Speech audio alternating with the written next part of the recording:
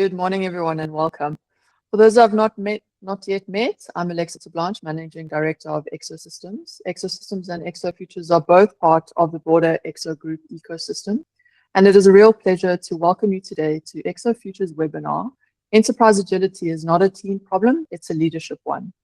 I would also like to thank ExoFutures for hosting this important leadership conversation and for creating the space for senior leaders, transformation leaders, and decision makers to step back from the noise and look at what really shapes enterprise progress. This is such a relevant topic because many organizations are not short of efforts. Teams are busy, projects are moving, transformation work is underway, AI conversations are happening everywhere.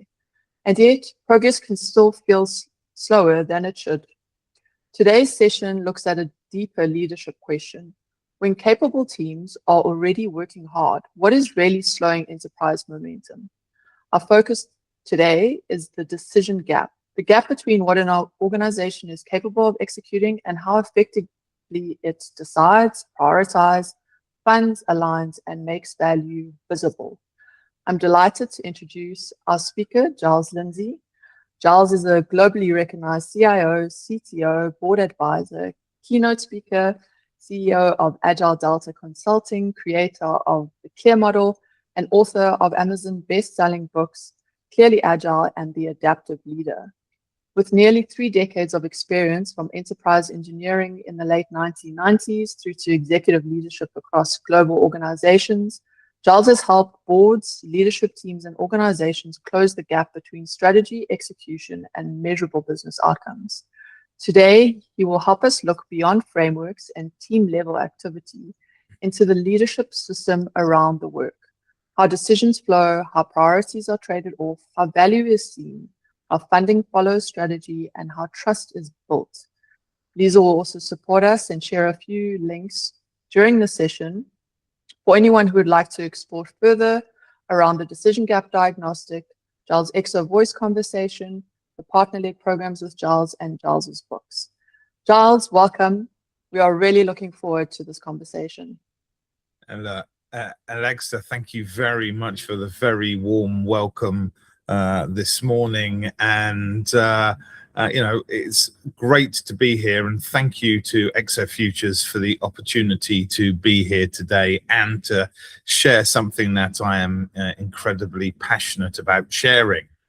Well, look, let's get underway. No time like the present. So before we begin, let me briefly share a bit more about myself. Alexa did a fantastic starting thing about me.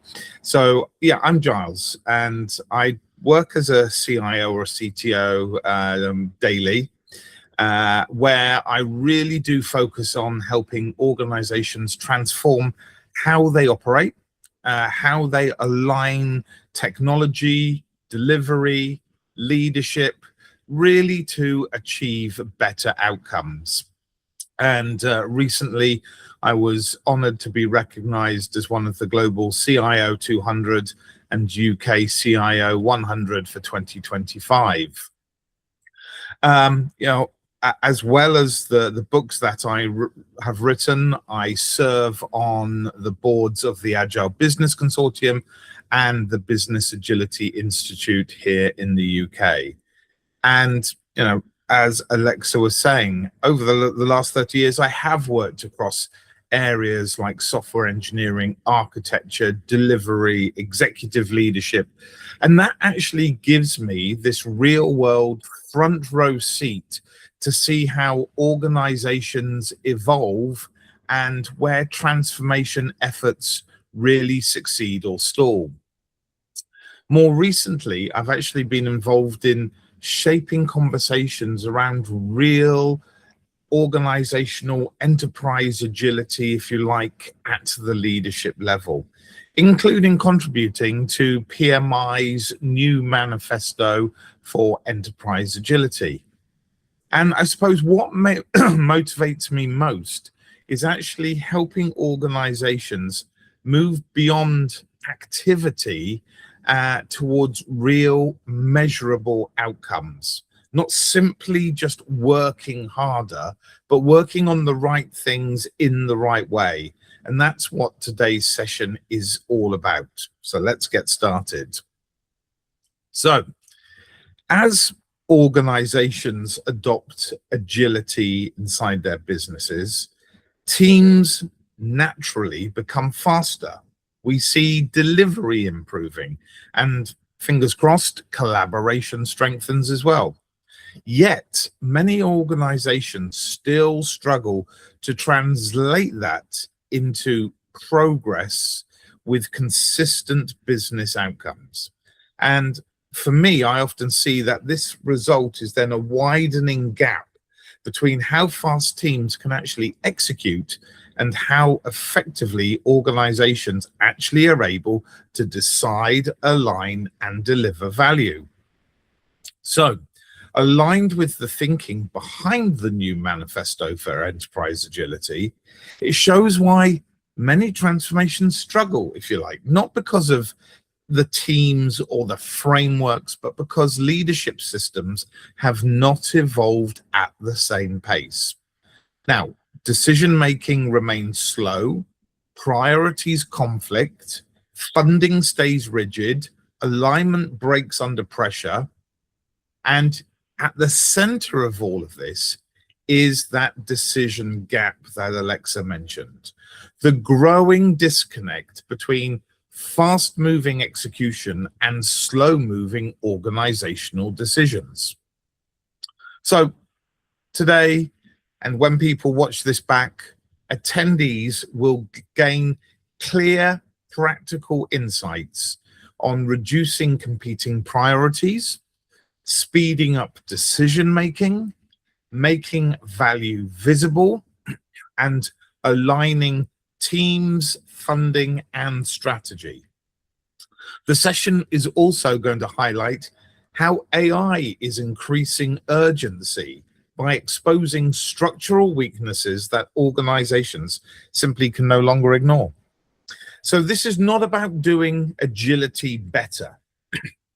It's about leading organizations differently. And by the end of the session, I want to show you exactly where that difference is made. So let me start by grounding this in something that most organizations recognize very quickly. Not that long ago, I was working with an organization running a major transformation program. Strong teams, experienced people, and a significant amount of visible activity. From the outside, everything looked like it should be working. There were regular updates, progress reports, and also a clear sense that work was moving forward. The organization was investing heavily. The teams were fully engaged. And yet, when we stepped back and looked at outcomes, something did not align. Despite all of that effort, the results were not improving at the same rate. Progress felt slower than expected. Value was harder to see and did not match the level of activity going on. And this creates a pattern that many organizations recognize. Effort increases, activity increases, visibility increases, but outcomes do not improve in the same way. And that tension is important because it signals that something deeper is not working as expected. At that point, the instinct was to focus on delivery, add more structure, introduce more process, strengthen governance even more, increase oversight. All the things that probably feel like they might be the right response when progress slows down. And to be clear, some of those actions are not unusual. In fact, they are more often than not expected. But still, in this case, nothing else improved. In some areas, I would say it actually made things worse.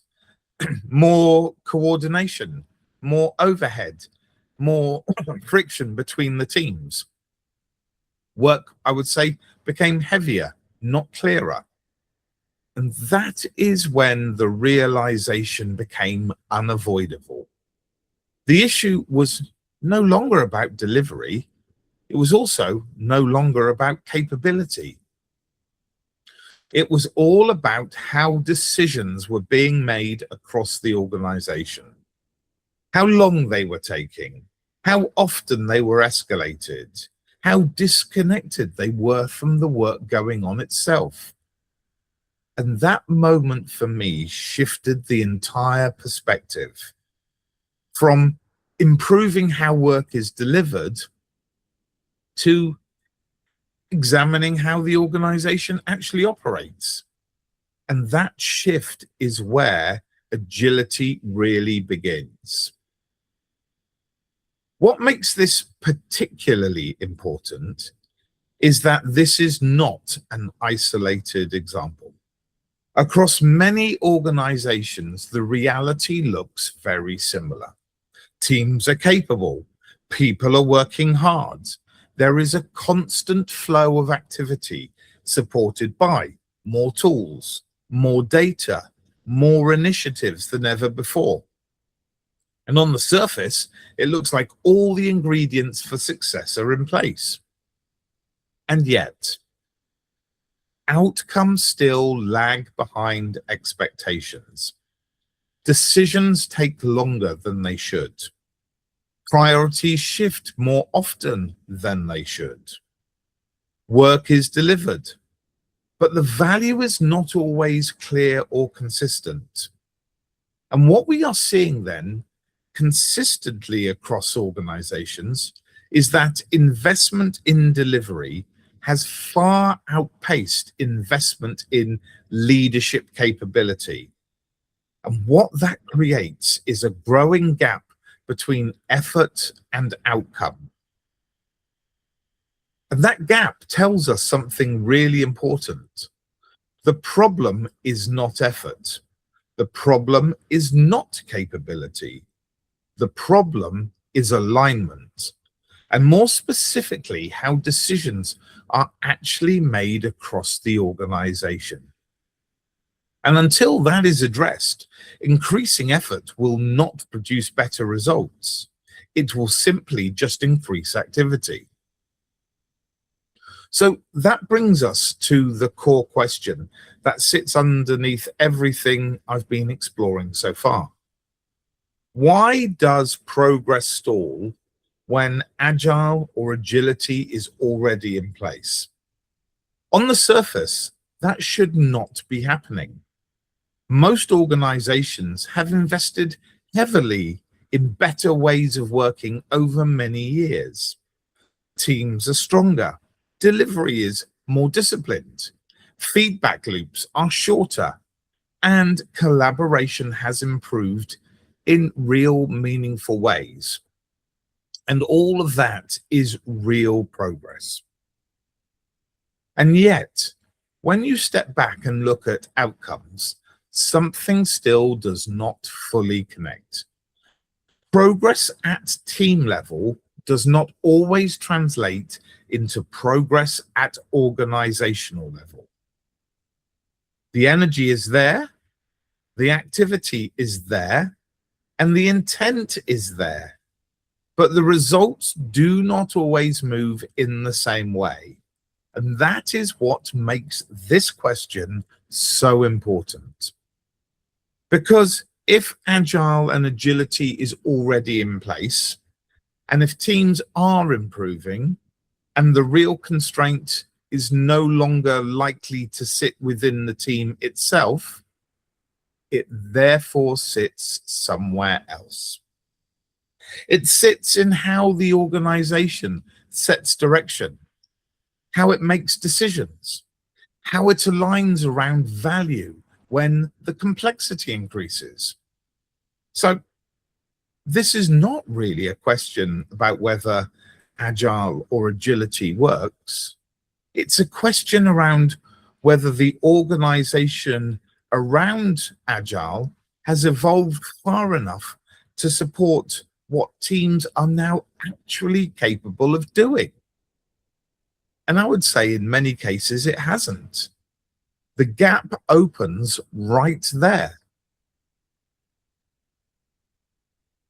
Agile has delivered some real and meaningful improvements. And it is important to recognize that so clearly. Across organizations, it has improved delivery. Teams today are able to move faster. They're able to respond more effectively to change. They're able to deliver work with greater consistency than ever before. The way work is structured and executed, I would say, has become stronger and more disciplined. It's also enabled faster learning, with the gap between taking action and receiving feedback reducing significantly. Teams today can test ideas earlier, adjust direction sooner, and reduce risk by learning as they go rather than waiting until the end. And I would also say it has strengthened collaboration. Teams work much more closely together today, sharing understanding more effectively and building real alignment at a local level that was, I would say, often missing in more traditional ways of working. And those are significant gains, and they should not be understated. But there is another side to this. Agile did not change how decisions are made across the organization. It did not change how priorities are set at the leadership level. It did not change how funding flows through the system. And it did not fundamentally change how alignment is maintained across multiple teams and functions. And the gap is not in understanding those agility principles. It is in translating them into everyday leadership decisions. So what you end up with is a real mismatch. Stronger delivery, faster learning, better collaboration inside teams. But the same decision-making structures sitting above them are now slower. New engine, old gearbox. This is where things started to break. And it is important to understand how and why that happened. Organizations began scaling new ways of working and their practices without changing the leadership behavior or the organizational structures required to support it. Ways of working expanded across teams, but the system those teams were operating within did not evolve at the same pace. And that created a disconnect between how teams were expected to work and how the organization continued to function. At the same time, decisions remained layered. There is often a tension between the desire for empowerment, shall I say, and the reality of control-based governance. Teams were encouraged to move quickly, to respond to the change going on, to deliver value continuously. But decisions still had to pass through multiple levels. And that slowed progress.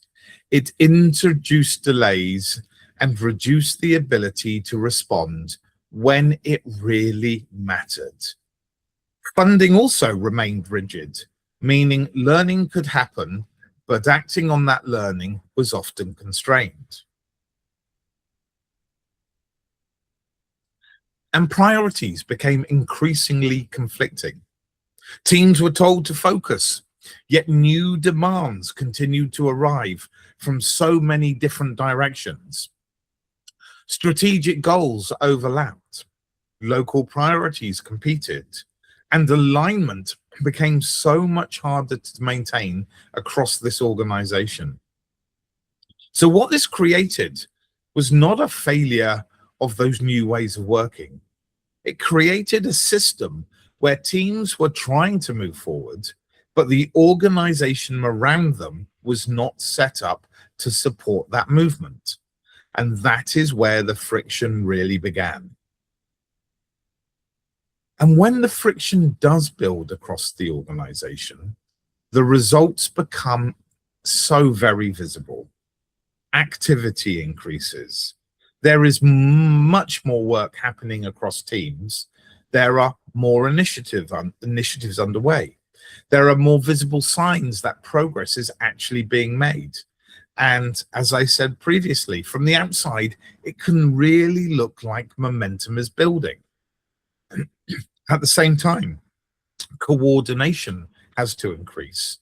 More effort is spent aligning those teams, managing those dependencies, and keeping different parts of the organization connected. Now, meetings increase, communication increases, and the overhead required to keep everything moving along becomes so much more heavier. Effort also increases. People have to work harder, teams push further, and leaders end up investing more energy trying to maintain progress and keep initiatives on track. But value does not increase in the same way. And that is the critical point. All of that extra coordination has a cost. Meetings multiply, decisions queue. The people doing the work spend more time keeping the system aligned than delivering for customers. So, organizations begin to feel stuck, busy everywhere, with less to show for it than the effort actually deserves. And so this is where the idea of the decision gap becomes really important, because it explains what is happening actually beneath the surface. What you are seeing is actually a separation between how fast teams are able to move and how fast decisions are actually being made around them. Teams move fast. They are delivering more frequently. They are learning earlier. They are adapting as they go. Execution has also improved, and teams are often ready to move forward with real clarity today. But decisions move slow. Leaders want faster, better decisions, but the organization is still set up to slow them down. They still pass through layers. They still require approvals, and they still depend on alignment across all of the leadership. And that slows progress, even when the work itself is ready. At the same time, priorities then begin to shift, and the value is not always clear. Work starts to change direction, and it becomes harder to see whether outcomes are actually being delivered or not. So what you get is this gap, a gap between fast-moving teams and slow-moving decisions, a gap between shifting priorities and stable direction, a gap between real activity and clear value. And it is inside that gap that progress slows and value for the organization is lost. Here is a way to test this in your own organization. Think about the last significant decision your teams were waiting on: a funding call, a change of priority, an approval to proceed. How long did the work take to get ready? And how long did the decision take? In most organizations, the work is measured in days, and yet the decision in weeks or months. Execution is fast. It is no longer a limiting factor. While the decision waits, so does the work. Teams either stop or they keep moving and actually risk moving in the wrong direction. Either way, the gap between what teams are actually ready to do and what the organization can actually support keeps growing. And inside that gap, value quietly just leaks away. Features ship late. Opportunities pass us by. Learning goes unused. So I would say the focus shifts from improving execution to improving how decisions should be made.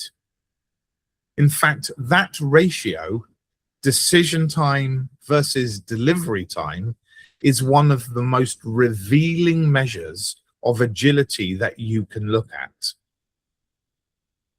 This leads to a hard truth that is not always comfortable, but it is necessary. Transformations fail. You heard it here first. And when they fail, the instinct is to look at the teams, to question their delivery, their capability, or even how they execute. But that is rarely where the issue sits. Transformations do not fail because of teams.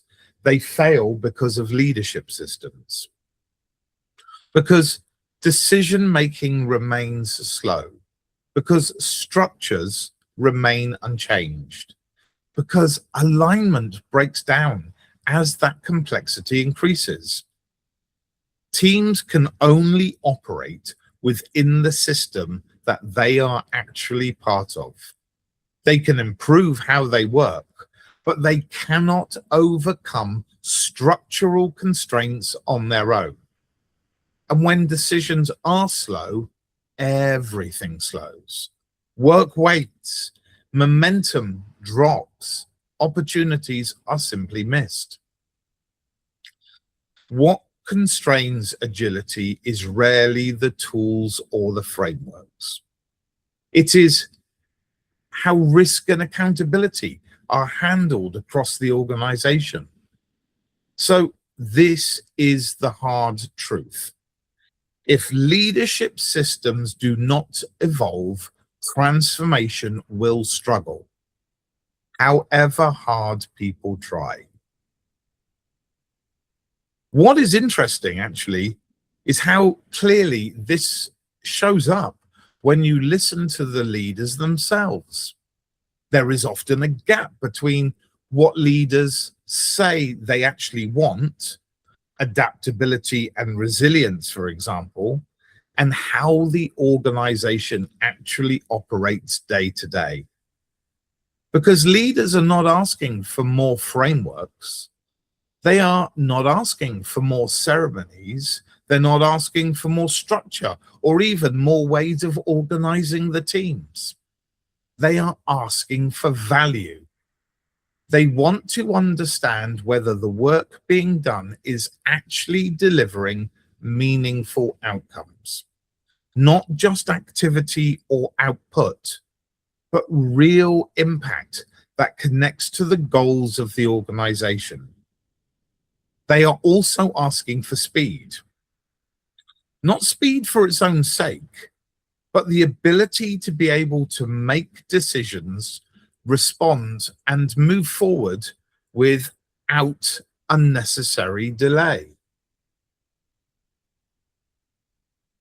They also want the organization to act with confidence when it matters.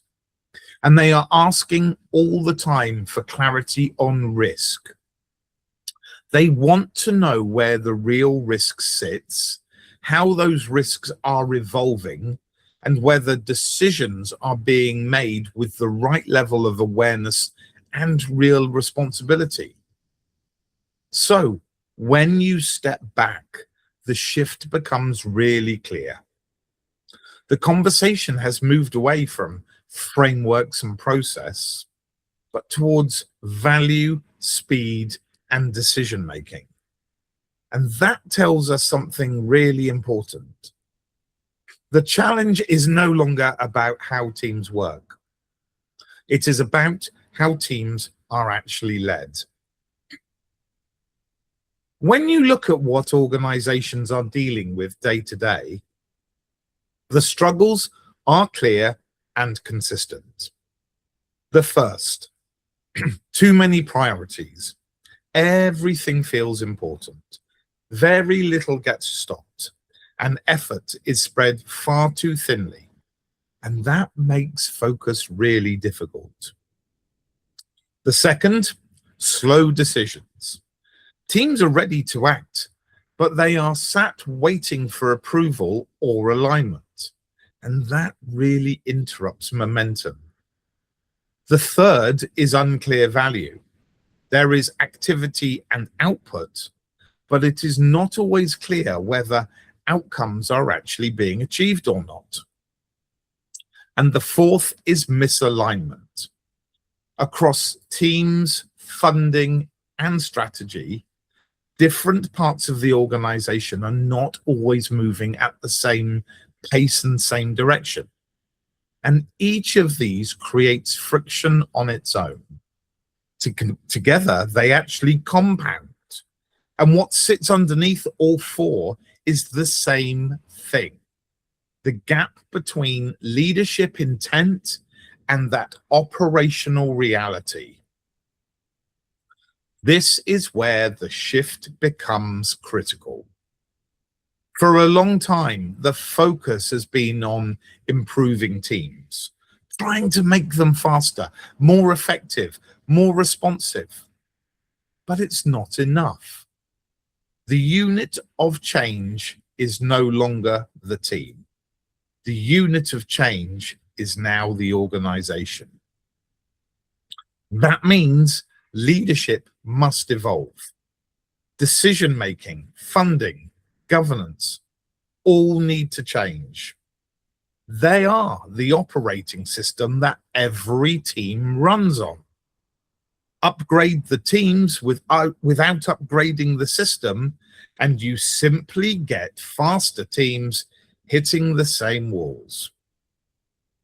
So, the conversation shifts from improving delivery to redesigning how the organization operates.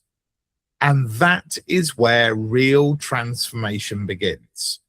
This is something we consistently see across all of our organizations.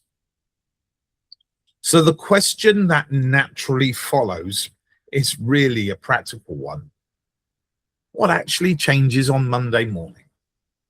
Because this has to move from real ideas into action. The first shift is to reduce priorities. We named the problem earlier. Now the action. Pick the few things that actually matter most and explicitly stop or pause the rest. Stopping work is a leadership decision, and it rarely happens by itself. Reducing priorities actually creates focus on what actually matters for our business. The second shift is to speed up the decisions. Where decisions are actually slowing progress, they need to be brought closer to the work. Being clear about what needs escalation and what does not helps the momentum build properly. The third shift is to actually make value visible. Leaders need to see what is delivering outcomes and what isn't. And without that clarity, it actually becomes difficult to adjust direction or to be able to prioritize effectively. And the fourth shift is to align. Aligning teams, funding, and strategy as they all need to move together. When alignment is strong, progress becomes more consistent. These actions are obviously simple to describe, but applying them quickly exposes the deeper issues underneath. And that is where the real work begins. This is where AI now changes the urgency of everything we've discussed so far, because AI accelerates execution. Work that once took days or weeks can now be done so much faster. Analysis, development, decision support, today all move at a different pace. That increases what organizations are actually capable of delivering. But at the same time, AI also exposes weaknesses. And this is not just anecdotal. It is something that is increasingly visible across industry insights and leadership research. When execution speeds up, any delay in decision-making becomes more visible. Any lack of alignment becomes much more obvious. Constraints that were previously tolerated start to stand out today. So the gap becomes clearer. What teams can do increases, but what the organizations can support does not always keep up. And that creates pressure because it becomes harder to ignore where decisions are too slow or where alignment is missing. So AI does not create the problem, it simply reveals it faster. And that is why the urgency has increased. So this leads to a very direct question I ask often. Are organizations actually ready for AI? There is a lot of activity in this space. Many organizations are running pilots. They're exploring use cases. They're building early capability. That work may be valuable, but it is still limited because most of it sits at the edges, and then integration across an organization is often too slow. What works in one area is not always connected to how the rest of the business operates. And that is where gaps start to show. Leadership alignment is not always there, and yet the governance is still evolving. Data foundations are not always strong enough to actually support consistent use at scale. So while progress is real, readiness is truly uneven, and that creates a risk. Organizations can move too slowly because of uncertainty, or too quickly without the structures needed to support what they are actually building. And both lead to problems. This is where leadership begins to change. Less control, more clarity. Leadership has traditionally been about setting direction and maintaining that level of control. And in some ways, that works when outcomes are really predictable. But in most organizations, that's no longer the case. So leadership shifts. Less focus on having all the answers, and actually more focus on enabling better decisions. Because what matters now is how decisions are made across the organization and how well they align to the outcomes that are required. That means creating the conditions for effective decision-making, providing clarity, ensuring alignment, balancing risk with speed. And that is the shift from directing work to shaping how decisions are made. Let me leave you with this.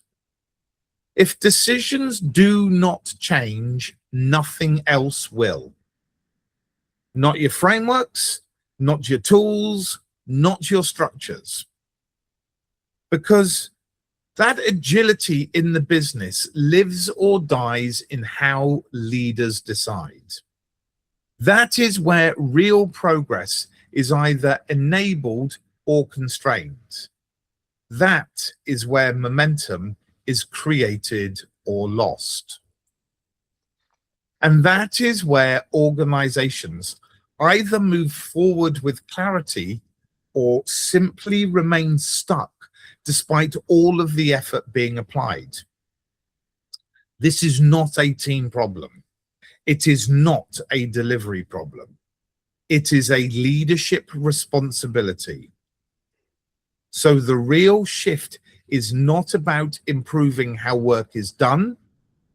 It is about how improving decisions are required across the organization. Because in the end, organizations do not move at the speed of their teams. They move at the speed of their decisions. And the organizations that actually recognize this and act on it will be the ones that move first and move with purpose. Thank you for your time, your attention, and the energy. And thank you to Alexa and the team for the opportunity to share this with you all. Thank you. Fantastic. Thank you so much, Giles. A lot of powerful points in there to sit and digest. So before we move into the Q&A, Liesel's going to share a few useful links in the chat. Liesel, if you can go ahead and do that. These include decision gap diagnostics, where you can reflect on your own leadership and organizational context, Giles' Exo voice conversation with ExoFutures, the partner-led programs with Giles Lindsay, and links to Giles' books, The Adaptive Leader and Clearly Agile. So please feel free to open those links and explore them after the session. Just want to check if there are any questions from the audience before we go into some other engagements that we've had around the webinar. Yes, Giles, I cannot agree with you more, which is why I wanted to attend this webinar. Definitely, decisions are not moving fast enough, and leadership isn't really ready for this new AI world where decisions are going to be required even faster. And you did a brilliant job of describing the problem, but I don't see how to fix it. I still don't know how to fix it. Do you have maybe some real life examples of companies that you assisted in doing this change at the leadership level or at the structural level of the company? Because it sounds to me like a flatter structure is needed, where empowerment and decision making is dropped down several levels probably. But given the risk, especially of AI, how are you going to get more clarity at the leadership level and better balance between risk and speed if the leaders are no longer making those decisions because the empowerment is moved below them? How do you manage that? I function mostly at board level, which means my hands are very clean. So I don't get involved in the execution, but I definitely want the value. But I also want the clarity. And yes, I mean, most board level members are control freaks. So yes, we do want the control, but we need the control for very good reasons. So yeah, so I don't know.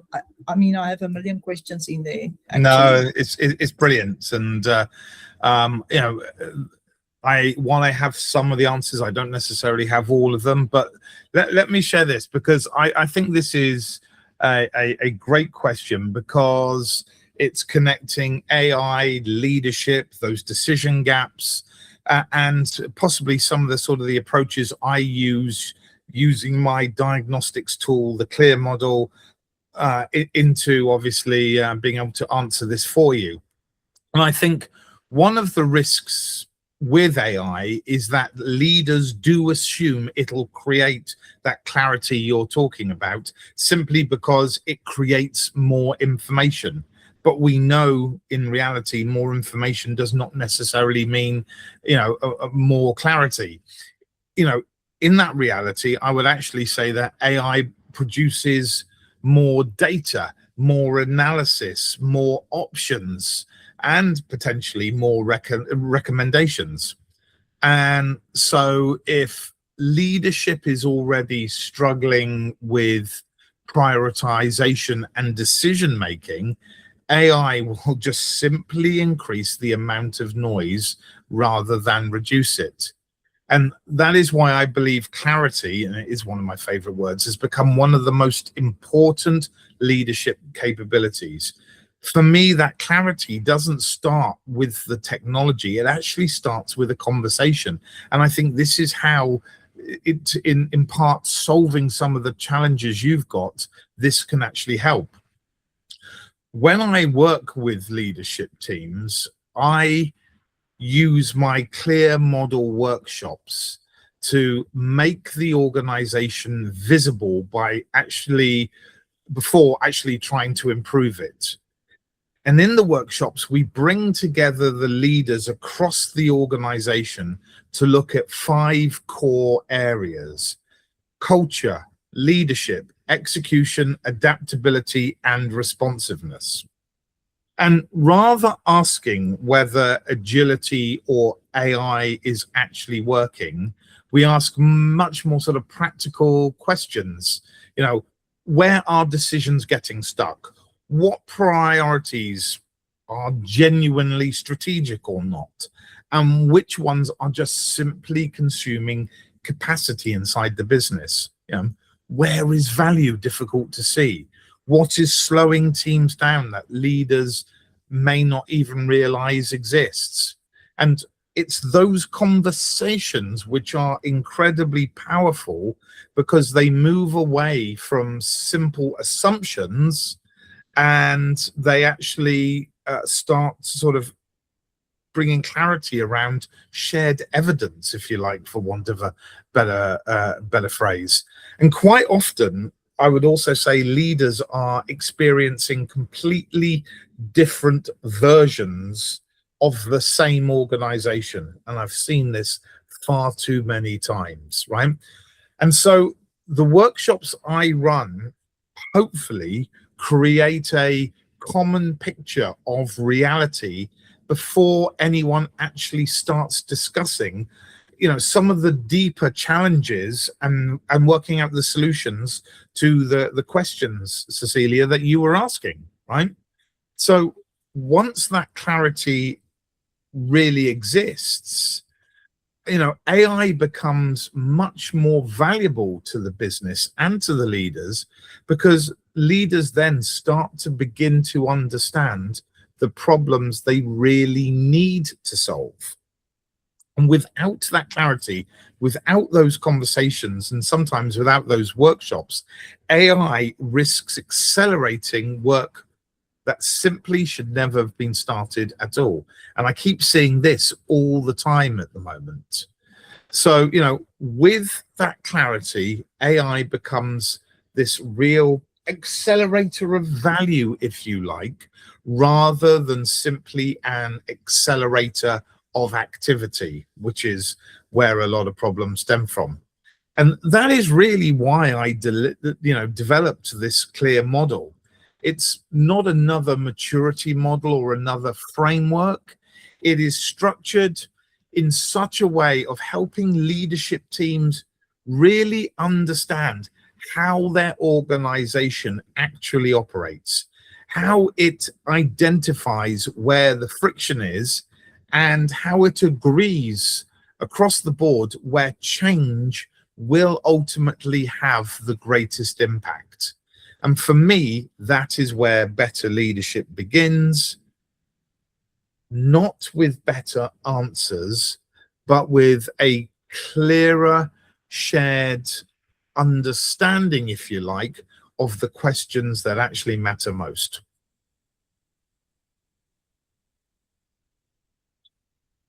Alexa, back to you. Cecilia, I hope it gave you some clarity around that. So we're going to jump into a couple of questions that we've received through the webinar engagements. And Giles, the first one is, unfortunately, many corporate environments are not able to source for merit these days. How would you respond to that from a leadership system point of view? Yeah, I would probably say and understand why someone would say that, because many organizations do struggle with that perception. I think people often feel that decisions are often influenced by things like politics, hierarchy, history, who has the strongest voice in the company, rather than where the greatest value sits. And I would say, from my perspective, that is not primarily a people one. It still comes back to being a leadership system problem. When priorities are unclear, when decision criteria is often inconsistent, when leaders are making trade-offs behind those closed doors, merit becomes difficult to see. So good ideas compete with the louder ideas, if you like, and the organization will slowly lose confidence that effort and value are actually connected together. And that is why I spend so much time talking about making value visible. Because if leaders can agree what success looks like, if they can make that prioritization transparent, and if they can use evidence rather than opinion wherever possible inside the business, decisions will become so much more objective for them. Will organizations ever remove politics completely? Probably not, right? They are human systems. But for me, good leadership systems reduce the influence of politics because they increase the influence of purpose, evidence, and the shared outcomes required. And that is what real agility, I would say, is trying to achieve. And a follow-up question to that, just to make it a little bit more practical, is when leaders feel that merit, value, and good work is not always what gets funded or prioritized, how can they make value more visible and decisions more objective? I think, one of the questions I would encourage leadership teams to ask is not simply what are we working on, right? And this is a real paradigm shift. It becomes, how will we know this is creating value for us?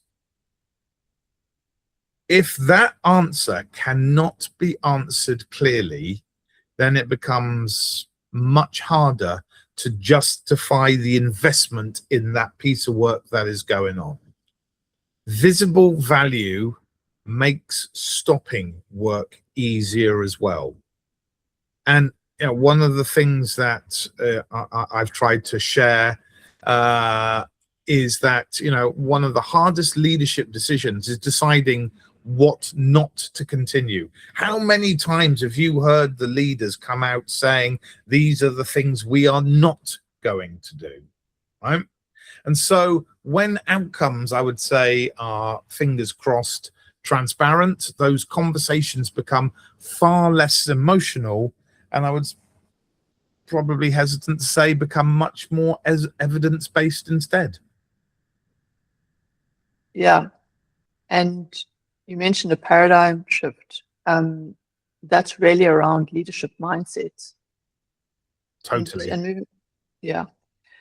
So on to the next question. Many leaders are dealing with too many priorities at once. How can leadership teams improve prioritization without simply creating another governance layer or slowing everything further down?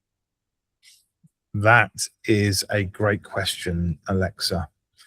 That is probably one of the most common conversations I have today with executive teams. Almost every organization tells me they have too many priorities, right? What the talk has been so much about, right? They have more initiatives going on than the capacity within the organization, more demand than the people, more opportunities than they can realistically deliver, right? So yet the response is often to introduce yet another steering committee, another governance forum, or another approval process. And yes, I'm smiling because it just makes me laugh thinking about these things, right? In the hope that somehow that's going to further improve focus inside the organization. And unfortunately, it rarely does. You know, adding this other layer usually creates more discussion than actually having any form of any better decisions. It might increase coordination, but it will introduce delay, and often actually makes it harder for the people to know what's really going on inside the organization. You know, I genuinely think that, you know, the issue is not all of those extra capabilities. I think it's leadership discipline, and leadership is not saying yes to every worthwhile idea. It's about deciding which few things deserve the organization's attention right now and having that confidence to stop or defer everything else. The organization that make the fastest progress, in my opinion, are rarely the ones doing the most work. In my world and in my experience, they are the ones with the greatest clarity around what they won't do. Fantastic. I'm just conscious of the time now. We've hit 11. We've just got one more question around AI specifically, and then we'll go into closing. AI is now adding pressure inside organizations. In your view, is AI creating new leadership problems, or is it exposing structural weaknesses that were already there? Oh, wow. Another great question. Quickly responding to this, I would say, in my personal opinion, AI is exposing existing weaknesses far more than simply creating new ones. I don't often see new ones created, and I think most of the challenges organizations face today were always present, have always been there long before AI became something that's mainstream in our businesses today, right?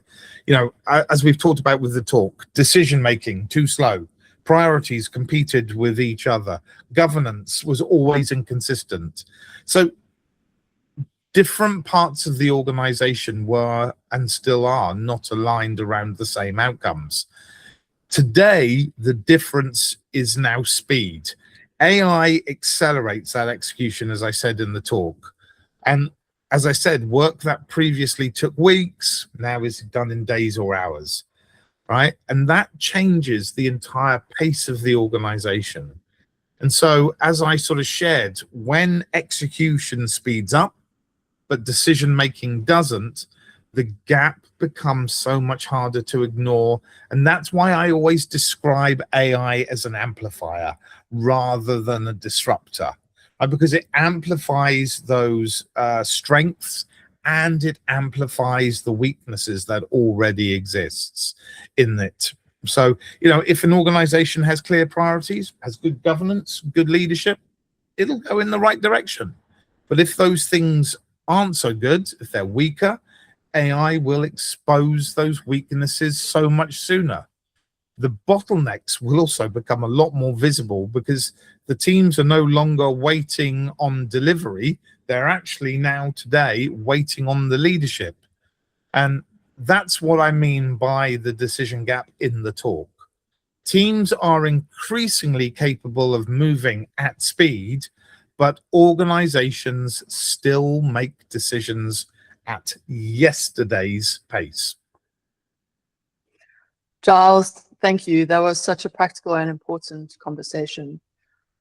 What stands out for me is that when progress feels slow, the answer is not always to push teams harder. Often the bigger opportunity is to look at the system around work, how decisions are made, how priorities are traded off, how value is made visible, how funding flows, how trust is built across the organization. That is where enterprise agility becomes a leadership responsibility. Thank you again to ExoFutures for hosting this webinar and for continuing to create this practical leadership conversation with partners like Giles. To everyone who joined us today, thank you for spending this time with us. We hope this session has given you a sharper lens for looking at where progress may be slowing in your organization and which leadership conversations may need to happen next. Izo has shared the links in the chats to the Decision Gap Diagnostic, Giles's Exo Voice conversation, the ExoFutures partner-led program with Giles, and Giles's books, The Adaptive Leader and Clearly Agile. Please do take a look at those and explore the topics further. We invite you to stay connected with ExoFutures and Giles Lindsay as we continue exploring enterprise agility, adaptive leadership, and the gap between strategy, execution, and measurable outcomes. Because organizations do not move at the speed of their plans, they move at the speed of their decisions. Thank you, everyone. Have an awesome day further.